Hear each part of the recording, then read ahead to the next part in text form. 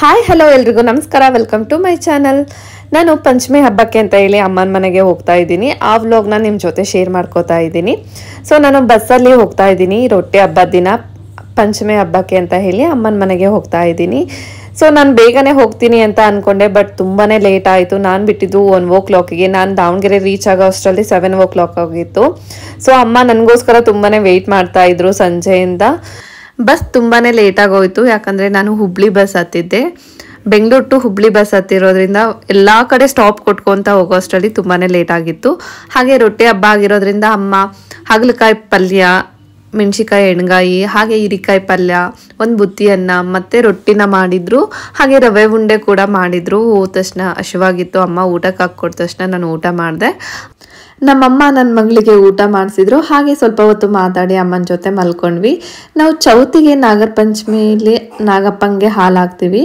ನಮ್ಮ ಮನೇಲಿ ಯಾವ ರೀತಿ ಹಬ್ಬನ ಸೆಲೆಬ್ರೇಷನ್ ಮಾಡಿದ್ವಿ ಅಂದರೆ, ಒಂದು ತಟ್ಟೆಯಲ್ಲಿ 2 ಎಲೆ ತೊಗೊಂಡ್ಬಿಟ್ಟು ಅದ್ರ ಮೇಲೆ ನಾಗಪ್ಪನ ಇಟ್ಟು ಅದಕ್ಕೆ 5 ಎಳೆ ದಾರನ ಹಾಕ್ತೀವಿ. ಹಾಗೆ ಕೆಂಪು ಕಣ್ಣು ಹಾಗೆ ಹಳದಿ ಕಣ್ಣು ಅಂತ ಹೇಳಿ ಕಣ್ಣನ್ನು ಮಾಡ್ತಾರೆ. ಹಾಗೆ 2 ಗೆಜ್ಜೆ ವಸ್ತ್ರನ ಮಾಡ್ತೀವಿ ಕೂಡ, 2 ಹಳದಿದು ಹಾಗೆ 2 ಕೆಂಪು ಕಲರ್ದು ಗೆಜ್ಜೆ ವಸ್ತ್ರನ ಪೂಜೆ ಎಲ್ಲ ಆದ ನಂತರ ಈ ದಾರನ ಕೈಗೆ ಕಟ್ಕೊತೀವಿ. ಮನೇಲಿ ಎಲ್ರಿಗೂ ಒಂದೊಂದು ದಾರ ಮಾಡಿರ್ತೀವಿ, ಎಲ್ಲರೂ ಕೂಡ ಕಟ್ಕೊತೀವಿ. ಹಾಗೆ ನಾವು ನಾಗಪ್ಪಂಗೆ ಹಸಿಟ್ಟು ಮತ್ತು ಚಿಗಳಿನ ಮಾಡಿದ್ವಿ. ಅಕ್ಕಿ ಮತ್ತು ಸ್ವಲ್ಪ ಕಡಲೆಬೇಳೆನ ನೆನೆಸಿಟ್ಟಿದ್ದು ಕೂಡ ನೈವೇದ್ಯಕ್ಕೆ ಇಡ್ತಾರೆ. ಸ್ವಲ್ಪ ಅನ್ನ ಇಡ್ತಾರೆ. ಒಂದು ಟವಲ್ನ ನಾಗಪ್ಪಂಗೆ ಹೇರಿಸ್ತಾರೆ. ಮುಂಚೆ ಎಲ್ಲ ನಾವು ದೇವಸ್ಥಾನಕ್ಕೆ ಹೋಗಿ ಹಾಲು ಹಾಕ್ತಾ ಇದ್ವಿ ನಾವು ಹಳ್ಳಿಲಿದ್ದಾಗ. ಬಟ್ ನಾವು ದಾವಣಗೆರೆ ಶಿಫ್ಟ್ ಆದಮೇಲೆ ಮನೇಲೆ ನಾವು ನಾಗಪ್ಪಂಗೆ ಹಾಲು ಎರಿತಾ ಇದ್ದೀವಿ. ಹಾಗೆ ಪೂಜೆ ಎಲ್ಲ ಆದ ನಂತರ ನಾಗಪ್ಪಂಗೆ 3 ಸರಿ ನಾವು ಹಾಲನ್ನು ಹಾಕ್ತೀವಿ.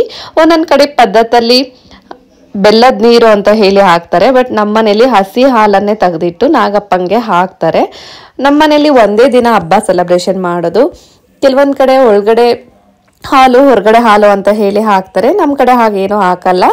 ಸೊ ನಮ್ಮ ಮನೇಲಿ ಏನಂದರೆ ಒಂದೇ ದಿನ ಹಾಲನ್ನ ಹಾಕ್ತೀವಿ. ಹಾಲೆಲ್ಲ ಹಾಕಿದ ನಂತರ ಮನೇಲಿ ಎಲ್ಲರೂ ಹಾಲನ್ನು ಹಾಕಿದ ನಂತರ ಸೊ ಲಾಸ್ಟಲ್ಲಿ ಒಂದೆಡೆನ ನಾವು ತಕ್ಕೊಂಡಿದ್ನ ಪ್ರಸಾದ ಅಂತ ಹೇಳಿ ತಿಂತೀವಿ. ಇನ್ನೊಂದೆಡೆನ ನಾಗಪ್ಪನ ಹಾಲಿನ ಜೊತೆಗೆ ಹಾಕ್ತೀವಿ. ನಾಗಪ್ಪನ ಹೇಗೆ ವಿಸರ್ಜನೆ ಮಾಡ್ತೀವಿ ಅಂದರೆ, ನೀರೆಲ್ಲ ಹಾಕಿಬಿಟ್ಟು ನಾಗಪ್ಪನ ತಕ್ಕೊಂಡು ನಂತರ ಈ ಎಡೆನ ಮತ್ತು ಹಾಲನ್ನು ಯಾರು ತುಳಿಲೇ ಇದ್ದಂತಹ ಜಾಗಕ್ಕೆ ಹಾಕ್ತೀವಿ. ಅಂದರೆ ಒಂದು ಮರ ಅಥವಾ ಒಂದು ಗಿಡದ ಹತ್ರ ಹೋಗಿ ಹಾಕ್ತೀವಿ. ಬಟ್ ಅಲ್ಲಿ ಯಾರು ತುಳಿಬಾರ್ದು ಅಂತಹ ಜಾಗಕ್ಕೆ ಇದನ್ನ ಹಾಗೆ ನಾಗಪ್ಪಂಗೆ ಹಾಲಿದ ನಂತರ ನಮ್ಮ ಮನೇಲಿ ಉಂಡೆನ ತಿಂತೀವಿ. ಹಾಗೆ ಉಂಡೆ ಮತ್ತೆ ಅನ್ನ ಸಾಂಬಾರ್ನ ಅವತ್ತೆಲ್ಲರೂ ಊಟ ಮಾಡ್ತೀವಿ. ಹಾಗೆ ನೈಕಾದಲ್ಲಿ ಆರ್ಡರ್ ಮಾಡಿದ್ದೆ. ಅದು ಆ್ಯಕ್ಚುಲಿ ಬೆಂಗಳೂರು ಮನೆಗೆ ಆರ್ಡರ್ ಮಾಡಿದ್ದೆ. ಅದು ಅಡ್ರೆಸ್ ಬೈ ಮಿಸ್ ಆಗಿ ನಾನು ದಾವಣಗೆರೆ ಮನೆ ಅಡ್ರೆಸ್ನ ಸೆಲೆಕ್ಟ್ ಮಾಡಿದ್ದೆ. ಹಾಗಾಗಿ ಎಲ್ಲ ಪ್ರಾಡಕ್ಟ್ಸು ಅಲ್ಲಿಗೆ ಹೋಗಿತ್ತು. ಸೊ ಹಾಗೆ ಒಂದು ಫ್ರೀ ಗಿಫ್ಟ್ ಕೂಡ ಬಂದಿತ್ತು ನನಗೆ. ಸೊ ನಾನು ವ್ಯಾಸ್ಲಿನ್ ಅವ್ರದ್ದು ಮಾಯ್ಶ್ಚರೈಸರ್ನ ಆರ್ಡರ್ ಮಾಡಿದ್ದೆ. ಹಾಗೆ ಪಾಂಡ್ಸ್ ಮಾಯ್ಶ್ಚರೈಸರ್ ಆರ್ಡರ್ ಮಾಡಿದ್ದೆ. ಹಾಗೆ ಫಿಟ್ಮಿ ಅವ್ರದ್ದು ಕನ್ಸಿಲರ್ನ ಆರ್ಡರ್ ಮಾಡಿದ್ದೆ. ಅದಕ್ಕೆ ನನಗೆ ನೈಕಾದವ್ರದ್ದು ಬಾಡಿ ಲೋಷನ್ ಬಂದಿತ್ತು. ತುಂಬ ಅಂದರೆ ತುಂಬಾ ಚೆನ್ನಾಗಿ ನೈಕಾ ಬಾಡಿ ಲೋಷನ್ದು ಅರೋಮಾ ಅಂತೂ ತುಂಬಾ ಚೆನ್ನಾಗಿತ್ತು. ಪ್ರಾಡಕ್ಟ್ಸ್ ಎಲ್ಲ ನೋಡಿ ಎತ್ತಿಟ್ಟೆ. ಹಾಗೆ ಅಮ್ಮ ಹೋಳಿಗೆ ಮಾಡಿದರು. ಹೋಳಿಗೆ ಎಲ್ಲ ಊಟ ಮಾಡಿ ಹಾಗೆ ಸ್ವಲ್ಪ ರೆಸ್ಟ್ ಮಾಡಿದೆ. ನಮ್ಮ ಮನೇಲಿ 3rd ಡೇ ದೇವರಿಗೆ ಪೂಜೆ ಮಾಡಿ ನಂತರ ಹೋಳಿಗೆನ ಮಾಡ್ತಾರೆ. ಹೋಳಿಗೆ ಎಲ್ಲ ಎಡಿ ಮಾಡಿ ನಂತರ ಮನೆಯವರೆಲ್ಲ ಹೋಳಿಗೆನ ಊಟ ಮಾಡ್ತೀವಿ.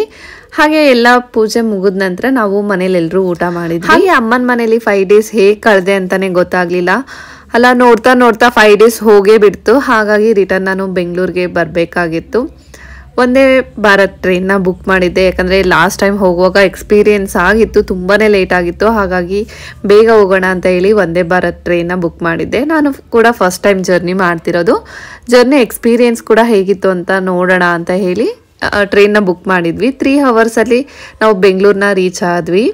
ಹಾಗೆ ತುಂಬಾ ಚೆನ್ನಾಗಿತ್ತು ಎಕ್ಸ್ಪೀರಿಯೆನ್ಸ್ ವೈಸ್ ನೋಡಿದಾಗ. ಹುಬ್ಳಿನ 10 ಮಿನಿಟ್ಸ್ ಲೇಟ್ ಆಗಿಬಿಟ್ಟಿತ್ತು. 3:30ಗೆ ಕರೆಕ್ಟಾಗಿ ನಮ್ಮ ದಾವಣಗೆರೆನ ರೀಚ್ ಆಯಿತು ಟ್ರೈನು. ಎಷ್ಟು ಕರೆಕ್ಟಾಗಿ ಟೈಮ್ನ ಮೇಂಟೈನ್ ಮಾಡ್ತಾರೆ ಅಂದರೆ ತುಂಬಾ ಖುಷಿ ಆಯಿತು ಈ ಟ್ರೈನ್ ನೋಡಿ. ಎಲ್ಲಿ ಸ್ಟಾಪ್ ಇಲ್ಲ. ಹುಬ್ಳಿ ಬಿಟ್ಟರೆ ದಾವಣಗೆರೆ ಬಿಟ್ಟರೆ ನೆಕ್ಸ್ಟ್ ಬೆಂಗಳೂರೇ. ಸೊ ಸ್ಕ್ರೀನಲ್ಲಿ ಕೂಡ ಎಷ್ಟು ಸ್ಪೀಡಲ್ಲಿ ಹೋಗ್ತಿದೆ, ನೆಕ್ಸ್ಟು ಜಂಕ್ಷನ್ಗೆ ಯಾವುದು ಅಂತ ಕೂಡ ಹೇಳ್ತಿರ್ತಾರೆ. ಹಾಗೆ ಫಸ್ಟಿಗೆ ನಮಗೆ ವಾಟರ್ ಬಾಟಲ್ ಕೊಟ್ಟರು. ನಂತರ ಸ್ನ್ಯಾಕ್ಸ್ ಇತ್ತು. ಸೊ ಸ್ನ್ಯಾಕ್ಸನ್ನು ಕೂಡ ಕೊಟ್ಟಿದ್ದಾರೆ. ಏನಿತ್ತು ಸ್ನ್ಯಾಕ್ಸಲ್ಲಿ ಅಂದರೆ ಒಂದು ಸಮೋಸ, ಹಾಗೆ ಸ್ವಲ್ಪ 2 ಪ್ಯಾಕೆಟ್ ಖಾರ ಕೊಟ್ಟಿದ್ದಾರೆ, ಕೆಚಪ್ ಕೊಟ್ಟಿದ್ರು. ನಂತರ ನಮಗೆ ಟೀ ಕೂಡ ಸರ್ವ್ ಮಾಡ್ತಾರೆ. ನಾನು ಟೀ ನಾರ್ಮಲ್ ಆಗಿ ಕೊಡ್ತಾರೆ ಅನ್ಕೊಂಡೆ, ಬಟ್ ಇಲ್ಲ, ಇನ್ಸ್ಟೆಂಟ್ ಕೊಟ್ಟಿದ್ರು. ಇನ್ಸ್ಟೆಂಟಲ್ಲಿ 2 ಪ್ಯಾಕೆಟು ಟೀ ಆದರೂ ತೊಗೋಬೋದು ಅಥವಾ ನೀವು ಕಾಫಿನಾದರೂ ತೊಗೋಬೋದು. 3 in 1 ಕಾಫಿನೇ ತೊಗೊಂಡೆ ನಾನು. ಏನಿಲ್ಲ, ಹಾಟ್ ವಾಟರ್ ಕೊಟ್ಟಿರ್ತಾರೆ, ಅದಕ್ಕೆ ಇದನ್ನು ಜಸ್ಟ್ ಹಾಕಿಬಿಟ್ಟು ಚೆನ್ನಾಗಿ ಮಿಕ್ಸ್ ಮಾಡಿದರೆ ಆಯಿತು. ಸಮೋಸ ಎಲ್ಲ ತುಂಬಾ ಚೆನ್ನಾಗಿತ್ತು, ಮಿಕ್ಸ್ಚರ್ ಕೂಡ ತುಂಬಾ ಚೆನ್ನಾಗಿತ್ತು.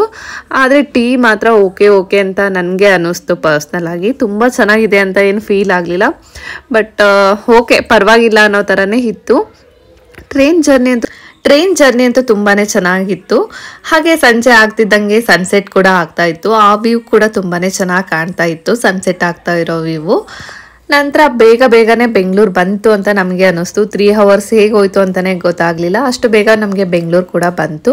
ಹಾಗೆ ನಾವು ಯಶವಂತಪುರ ಜಂಕ್ಷನ್ನ ಇಳ್ಕೊಂಡು ಮನೆಗೆ ಬರೋಷ್ಟರಲ್ಲಿ 8 o'clock ಆಗಿತ್ತು. ಅಮ್ಮ ಶೇಂಗಾ ಉಂಡೆ, ರವೆ ಉಂಡೆ, ಕಜ್ಜಿಕಾಯಿ, ತುಪ್ಪ ಹಾಗೆ ಏನೇನು ಬೇಕೋ ಅದನ್ನೆಲ್ಲ ಕಳಿಸಿದ್ರು. ಅದನ್ನೆಲ್ಲ ಎತ್ತಿಟ್ಟು ಸೊ ಊಟ ಮಾಡ್ಕೊಂಡು ಬಂದ್ವಿ. ಇವತ್ತಿನ ವ್ಲಾಗ್ನ ನಾನು ಇಲ್ಲಿಗೆ ಎಂಡ್ ಮಾಡ್ತಾ ಇದ್ದೀನಿ. ವಿಡಿಯೋ ಇಷ್ಟ ಆದರೆ ಪ್ಲೀಸ್ ಒಂದು ಲೈಕ್ ಮಾಡಿ, ಶೇರ್ ಮಾಡಿ, ಸಬ್ಸ್ಕ್ರೈಬ್ ಮಾಡಿ.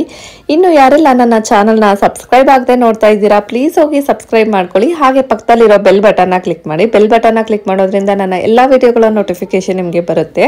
Thank you for watching.